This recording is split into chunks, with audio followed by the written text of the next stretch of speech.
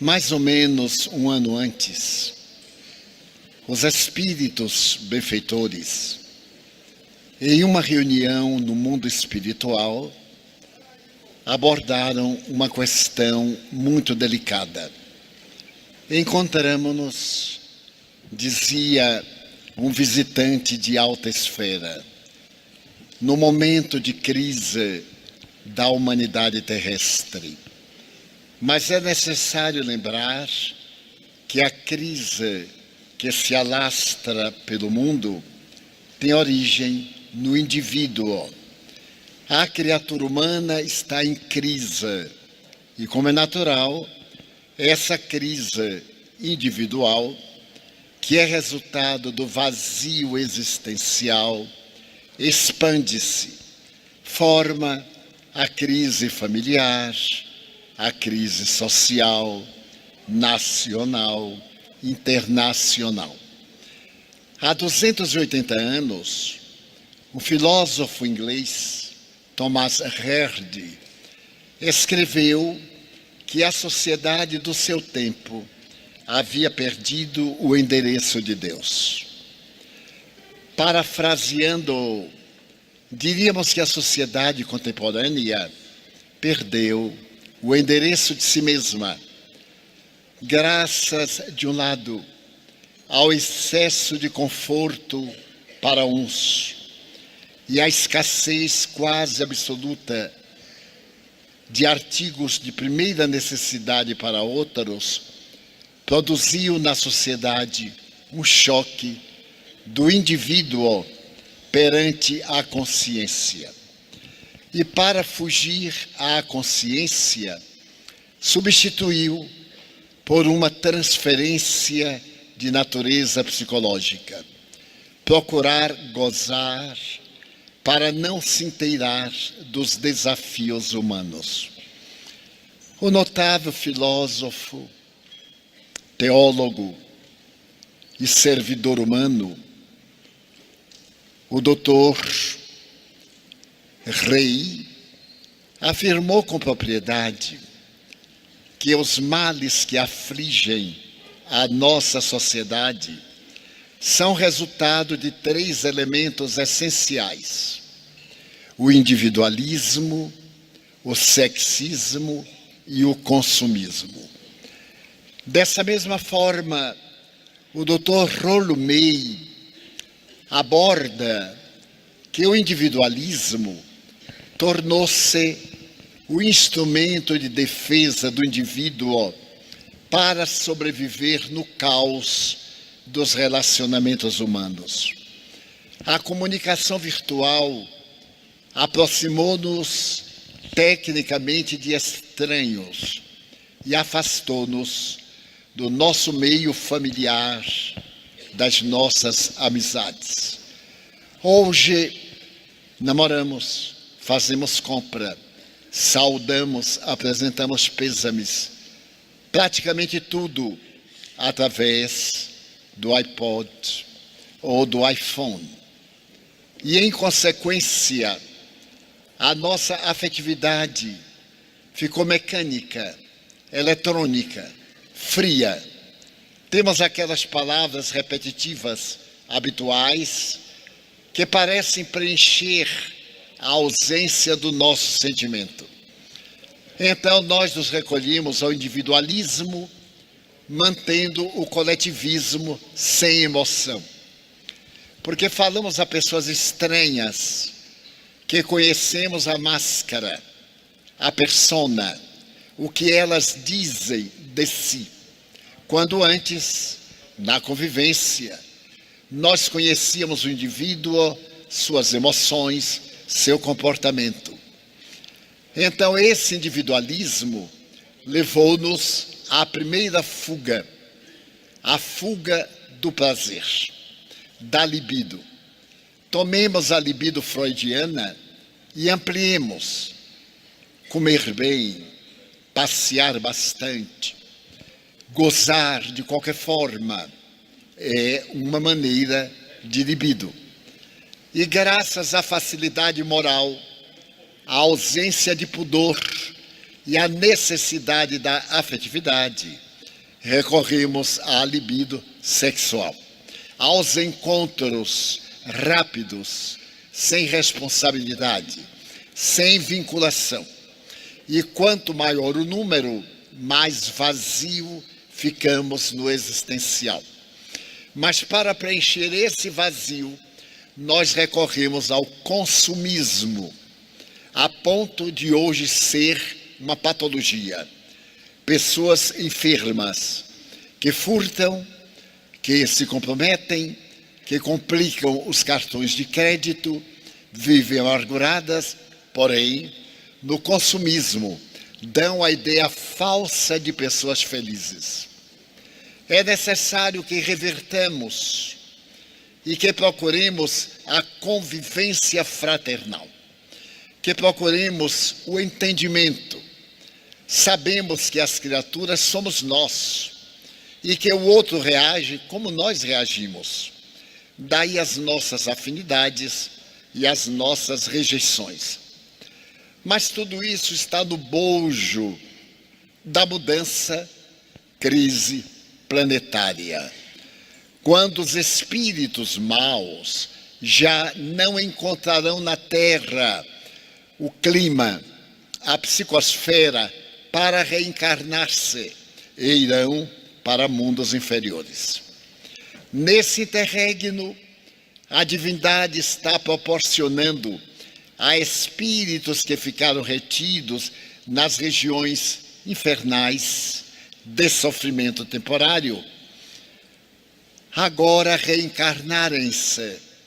E nós percebemos que o primitivismo, o excesso de tatuagem, de pirataria moral, como da pirataria dos séculos XIV, XVII, voltasse a esses indivíduos primários que, estou falando psicologicamente, na ausência de valores para chamar a atenção, avançam para o esdrúxulo, para a aberração, a fim de serem notados e comentados. Mas tudo isso leva a mais vazio existencial, à depressão, ao suicídio. É o século do suicídio. Estatísticas americanas mostraram que o PIB norte-americano é o maior do mundo, mas que o do ano passado foi 10 vezes maior do que o ano atrasado. Praticamente, nos Estados Unidos, se desfruta de muito prazer, à exceção de 20 milhões de miseráveis que não aparecem na imprensa. Estamos falando de estatística. Como consequência, nós elegemos uma sociedade frívola, modelo. Qualquer coisa que aparece na América, o mundo copia.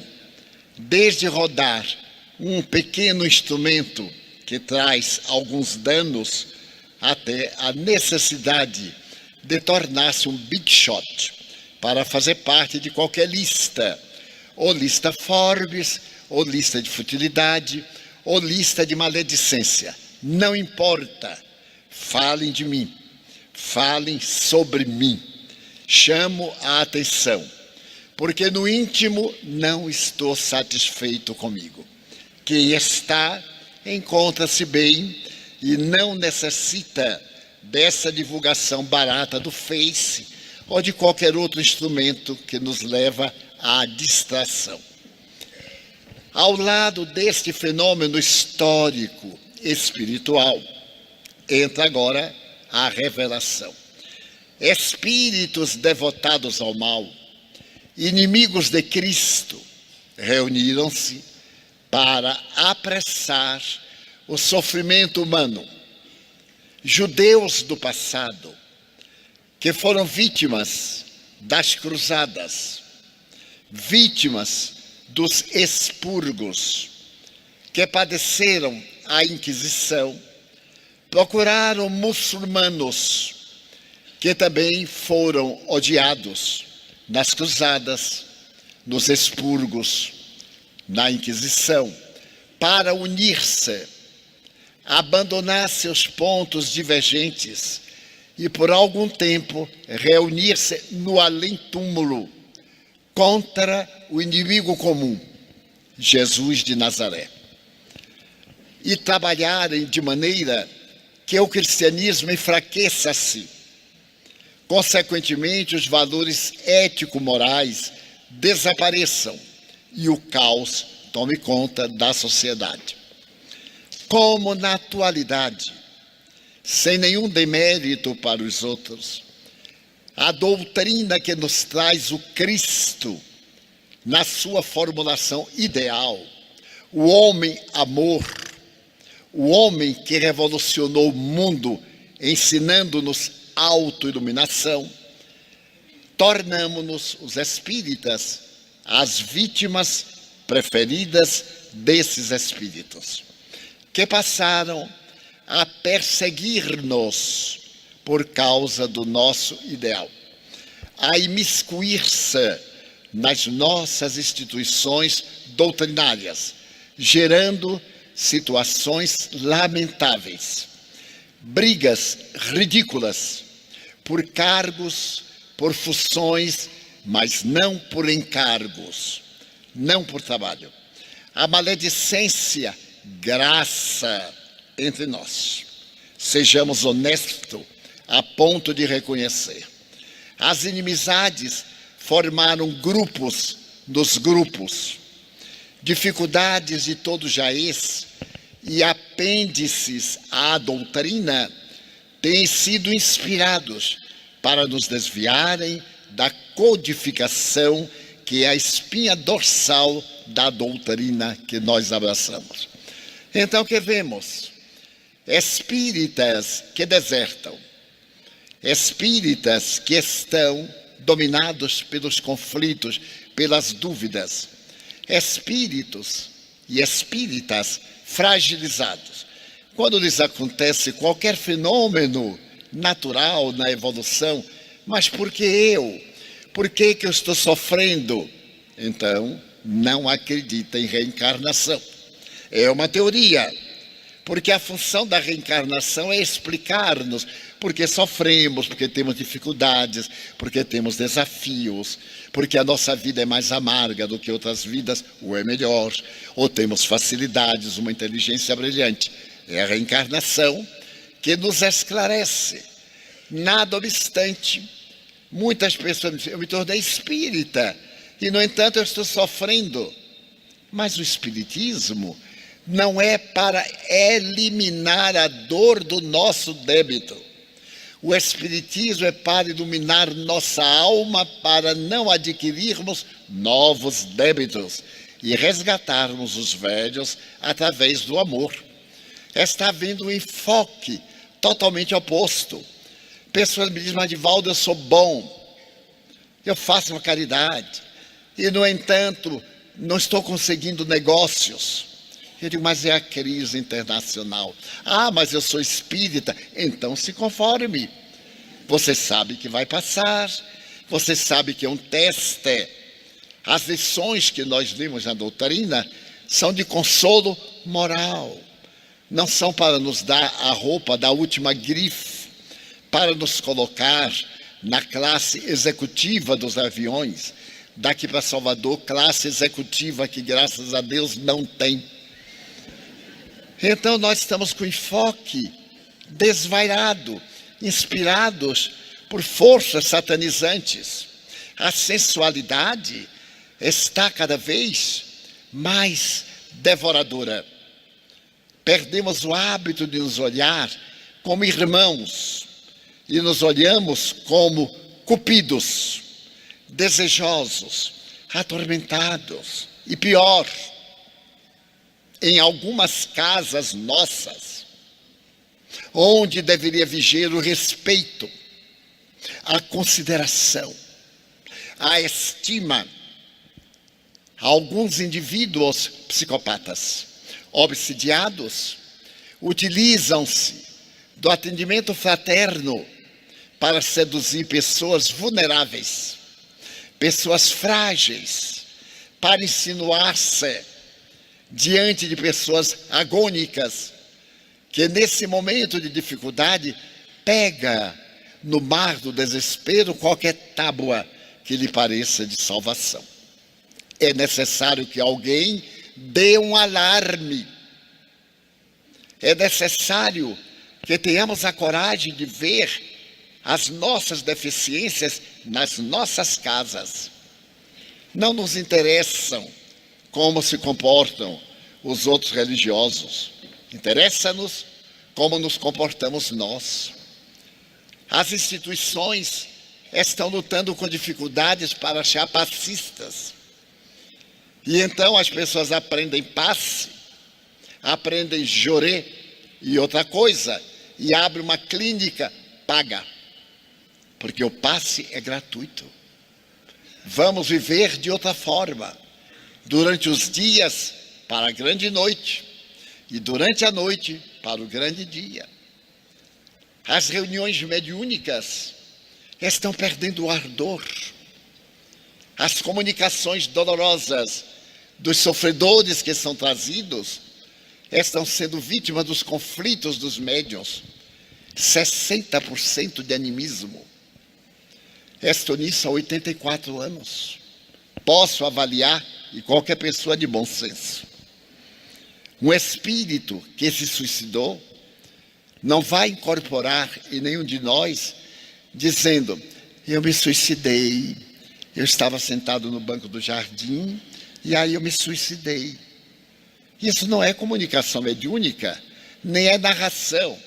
O suicida chega, suicida, desesperado, sem saber o que aconteceu, com as feridas da alma expostas. Ali é o hospital de emergência, que o dialogador vai com ternura, rapidez, para atender de emergência.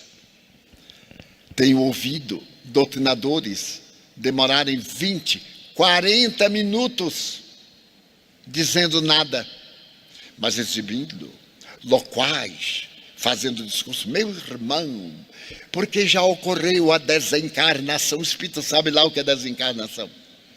Encontra-se no mundo astral, no mundo, quer dizer, sem nenhum toque.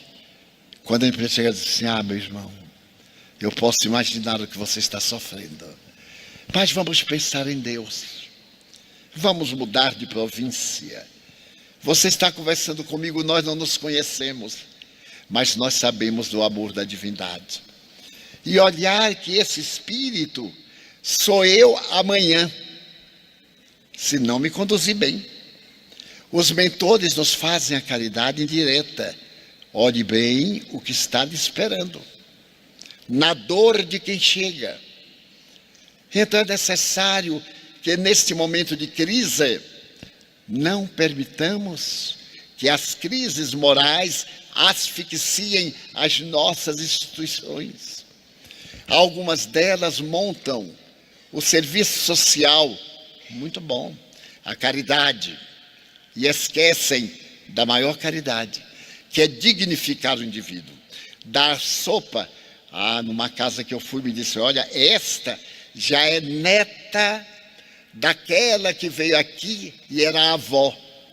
Eu perguntei: como é que você conseguiu manter na miséria 3 gerações? Como é que conseguiu?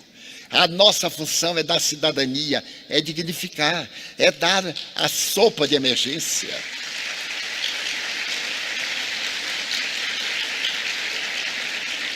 Mas é também dar a vara de pescar da velha lenda chinesa.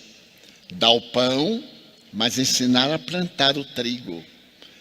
Acordar a pessoa, porque se nós podemos trabalhar o dia inteiro e à noite, a hora do cansaço e do sono, irmos visitar a dor e socorrer, vamos dizer também ao doente: levante um pouco, faça algo. Não é essa peninha do coitadinho, isto é pieguismo. O espiritismo dignifica, é dizermos também ao doente: você está em processo de reparação, porque em vida anterior, mas eu não acredito nisso. Mas acredita na comida que eu lhe trago, não é? Então eu vou lhe explicar, mesmo que você não acredite. E termos muito cuidado com o lado sexual e as simpatias. Nada de encontrar alma gêmea depois de casado. Se encontrar, a alma chegou tarde. Ou divorcie-se. Use o instrumento da lei, não simultaneamente. E muito menos na instituição espírita. E muito menos se é o guia que se apaixona pela cliente. E que vai usar a cliente materialmente. Porque há de tudo em nosso movimento. Devemos ter a coragem de reconhecer que, sendo barro, criaturas humanas, temos os mesmos erros do nosso próximo. A diferença do rótulo não modifica o produto. É necessário que ser espírita é lutar contra as más inclinações.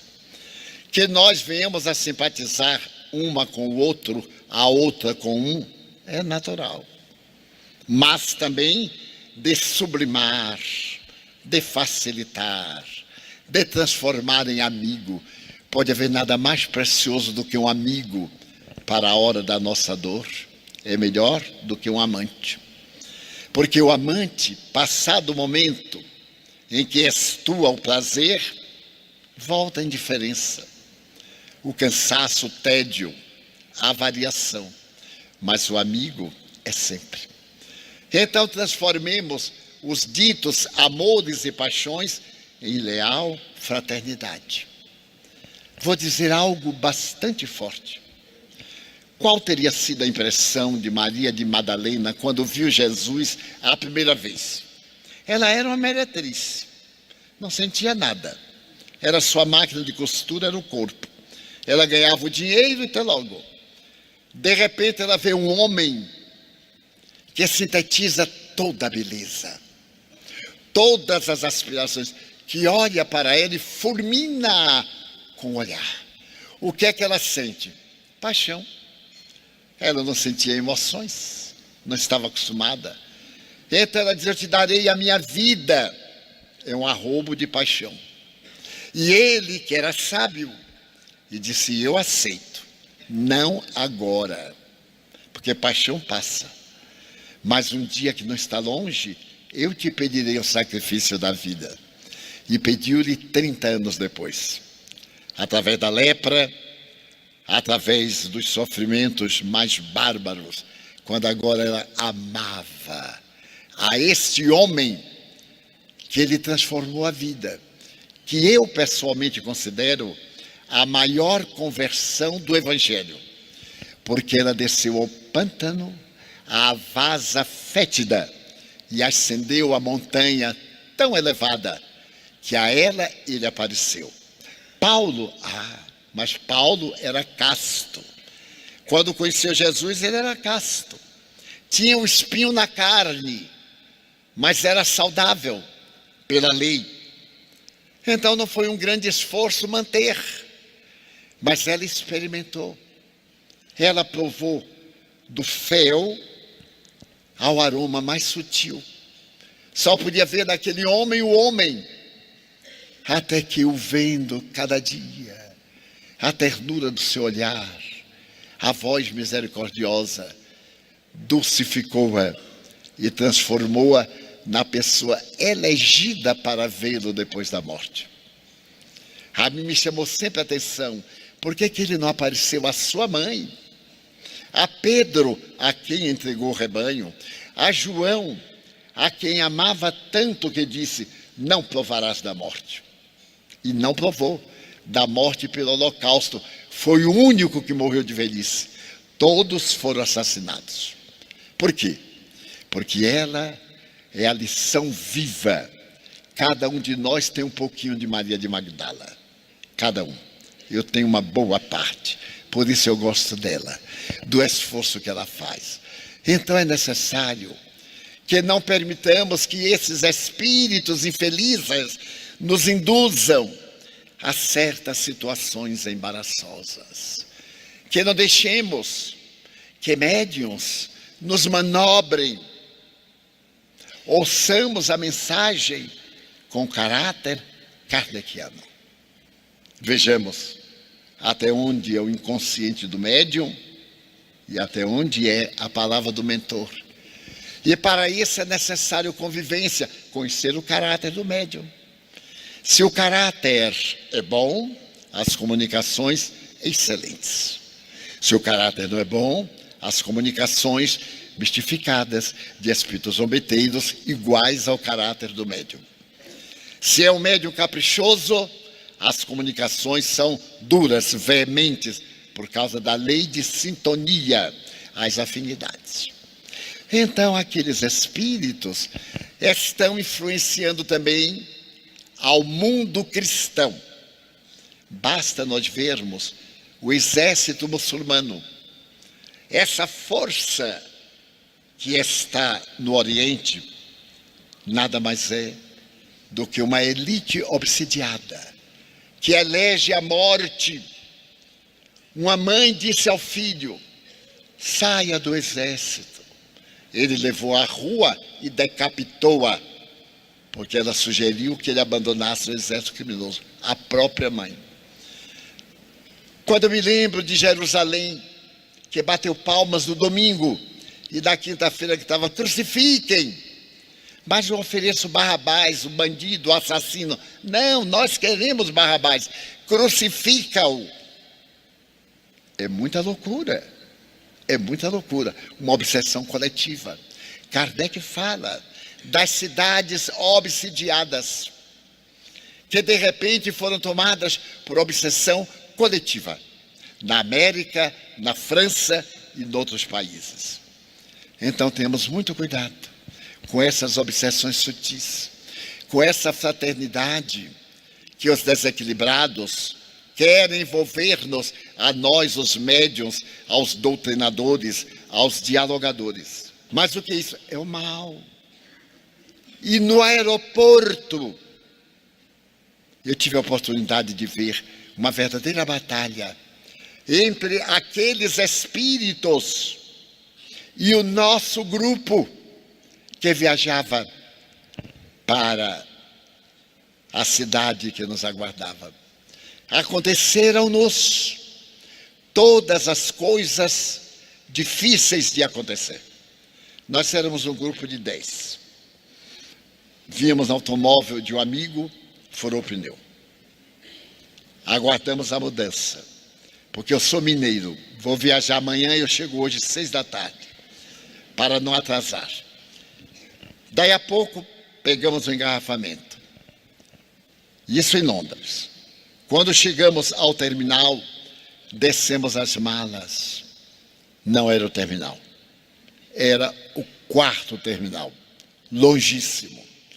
Chegamos correndo, ou melhor, em Paris. Chegamos correndo, esbaforidos, e fomos à Air France. Estava lotadíssimo. Pegamos um funcionário daqueles de má vontade, que fazia tudo bem devagar, e nós éramos 10. Um de nós notou que estava sem o passaporte. Telefonou para o hotel. Não conseguiu. Não pôde viajar. Voltou.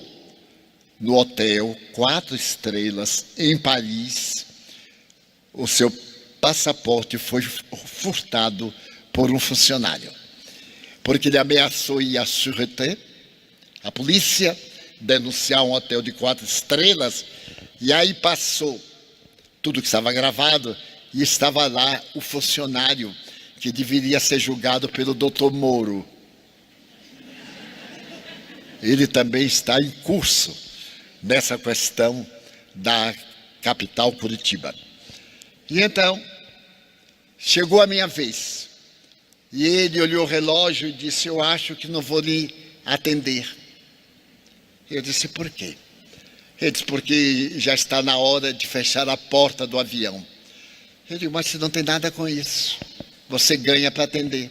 E como está lá escrito que ainda está fazendo check-in, aí eu falei bem devagar: você vai me atender. De qualquer jeito. Eu falo um pouquinho francês. Ele então me olhou e fez: o que é que você quer dizer? Quero dizer que eu sei qual é o seu conflito. E sei qual é o seu problema moral. E você não vai descarregar em mim. Porque para mim você é um doente. Não é o problema. É o seu temperamento. E agora apressa para não perder o avião. Ele tomou um susto tão grande. Falando fino, requebrando para lá, requebrando para cá. Eu digo: e rápido, pega a minha mala, que eu não posso carregar peso. Ele disse assim: o senhor está possesso. Eu digo: os dois. Você com Satanás e eu com Jesus Cristo. Então metade das filas deram risada. Porque ele queria chamar a atenção, mas nem precisava. Como diz o carioca, estava na cara, estava no corpo, estava no tudo. Mas o problema é dele, não é meu, não tem nada com isso. E depois ele diz: mas o senhor tem preconceito e é homofóbico? Eu digo: eu não sei nem o que é homofóbico nem preconceito. Eu paguei e vou viajar. E você proceda bem, porque senão eu dou queixa. Depois eu digo assim: meu filho. Aí entrou o espírita. A primeira parte eu disse: evangelho à parte. Depois, Jesus Cristo a favor. Mas eu vendo as dificuldades das entidades para impedirem que eu chegasse à cidade, a Dublin. E chegamos. Chovia de doer no coração, mas não eram eles. Eu digo: é bom porque limpa a psicosfera. E a partir daí, comecei a observar a interveniência de entidades más junto a nós. Entidades hebraicas. Não estou condenando o judaísmo, que eu sou uma pessoa que fala no meio espírita mais sobre o holocausto do que o outro. Mas o seu ódio daqueles que foram nossas vítimas contra Jesus permanece. Permanece. Isabel, a católica, e Fernando, o católico, que expulsaram os mouros, mandando-os para Portugal, que os matou, e alguns mandou para o Brasil, ou para o desterro na África. Esses não perdoaram o cristianismo. Na mente deles foi Jesus, e estão em regiões infelizes 400 anos. Com ódio e rancor, tendo a oportunidade agora de reencarnar-se no materialismo, em situações deploráveis, para poder perverter a nossa cultura social. E eu pergunto aqui aos pais, aos educadores que têm sido vítimas do bullying, professores que apanham dos alunos e os pais ainda vão rebater. Eu pergunto: o que é que vocês educam sexualmente seus filhos? O que é que dizem a seus filhos? Quando chegam 15, 16 anos e trazem a namoradinha, eu detesto esse diminutivo, trazem a namoradinha para dormir em casa. E eu perguntei a um pai: como é que você aceita que uma moça venha dormir em casa com seu filho? Ele disse: Divaldo, porque assim ele não vai para o motel. Eu digo: e a sua casa vira um motel? Pense bem, porque a namoradinha de hoje não virá daqui a uma semana. Daqui a uma semana vem a namoradona, e vem a quarta, e vem a quinta. E perguntei a um pai: como é que o senhor aguenta um estranho entrar na sua casa só porque é o namoradinho de sua filha? Pela manhã sentar à mesa, o senhor servir café a esse ocioso que usa a sua filha como usa outra? Qual é a ética moral? Como é que nós devemos ensinar higiene sexual? É de surpreender que a SIDA, o AIDS, voltou. Mas voltou não nos prostíbulos, na chamada sociedade sadia, nas meninazinhas experientes. Eu tenho hoje mais medo de uma garota entre 18 e 25 anos do que uma veterana da Guerra do Paraguai. Porque os meus amigos me contam, eu faço psicologia de grupo, de massa, tenho netos, pergunto aos meus amigos que têm vida licenciosa, e tenho muitos, e pergunto como é. Ele diz assim, faz um encontro. No máximo, amanhã, a gente fica. Depois a gente vai. Ele vai para onde? Vai embora. E o nome? Não deu tempo para perguntar. E melhor, há uma certa disputa feminina quando aparece um bonitinho para ver quem agarra primeiro. Mas na absoluta ausência de pudor. Perdoe-me. Eu disse que ia falar na sala. Estou conversando na sala. Conversando a respeito desses problemas humanos. Como é que nós vamos educar? Como é que nós vamos chegar ao mundo espiritual? Estamos necessitando da ética de Jesus. De não fazer ao outro o que não queremos que o outro nos faça.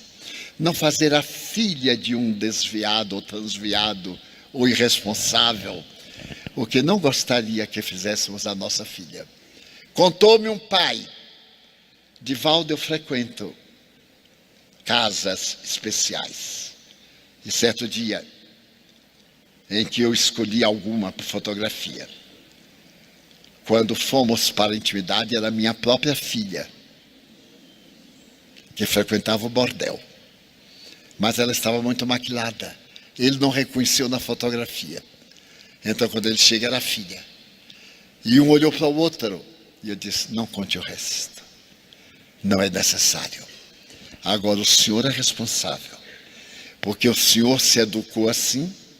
E ela compreendeu que tinha o direito de ser como o senhor. É um direito. Transmissível pelo exemplo. Então, estamos necessitando de Jesus. No além-túmulo, a questão é terrível. Porque essa falsa necessidade continua. Eu falei que o perispírito fica ligado. E ele vai ao sensualista, ao alcoólico, ao tabagista, ao usuário de drogas, para continuar. E já tenho visto, porque me hospedo em muitos hotéis, de tal forma que eu retiro o lençol e o travesseiro, envolvo numa toalha a minha pasta, que é mais ou menos assim, durmo sobre ela no chão, porque a cama está infectada de miasmas, de viroses, de vibrações as mais vis, as mais perturbadoras. Quando a união sexual é um ato divino, é o mais belo da vida, porque é graças a ela que Deus nos permite a perpetuação da espécie. Amemos, unamo-nos, porém respeitemo-nos, porque esse aparelho delicado, eletrônico, facilmente degenera. Facilmente vamos necessitar de substâncias químicas, porque a imaginação não será suficiente para atender. E lhes falo com a alma, com o coração, porque eu os vejo. Vejo em pessoas amigas sensuais a coorte de espíritos vampiros. O indivíduo já não sente quase mais nada. É só a novidade de algo diferente. É só a tentação de uma pessoa difícil. E aquele orgulho masculino conseguiu. Mas conseguiu frustrado. Porque a identidade sexual é muito delicada. Primeiro é psicológica. Permita-me a palavra. Impotências psicológicas. Frigidez psicológica. E a mulher para não se sentir mal perante o marido, ou o amante, ou o companheiro, faz de conta que se sente muito bem. As estatísticas Kinsey americanas dizem que 70% do sexo feminino não sente as propaladas emoções e sensações da imprensa burlesca, que somente fala de erotismo, não mais de sexismo, erotismo. Então, espíritas ou simpatizantes que somos, vivamos felizes. Encontremos a alegria de viver aqui, neste mundo denso, para irmos ao mundo sutil, igualmente leves, sem tormentos, sem buscas, sem desesperos. Porque o reino de Deus começa aqui na terra. Se eu me excedi, o que não é do meu temperamento, se alguma palavra pareceu grotesca, desculpe-me. Mas meditemos. Porque o mundo melhor se-lo-á quando cada um de nós for melhor. E então esperamos que nesta semana, que atrai um dos maiores públicos do Brasil, em ordem que eu conheço, é o número 3. É a Conferência de Curitiba, é a Cimesp do Recife, é a Semana Espírita de Vitória da Conquista, que eu venho há 62 anos, sem parar. Então vamos amar-nos mais, desenvolver o sentido do pudor, porque como encerrava Rolumei, a humanidade degenerou quando nós perdemos os laços de família, quando nós abandonamos as tradições, quando nós nos transformamos em objeto sexual. E a mulher que desejou tanto a feminilidade, ainda dizem os modernos sexólogos, não conseguiu ser feminina, são exceções. Conseguiram agir de forma masculina, fazerem as coisas ignóbeis que o homem faz, como se fosse valor de feminilidade.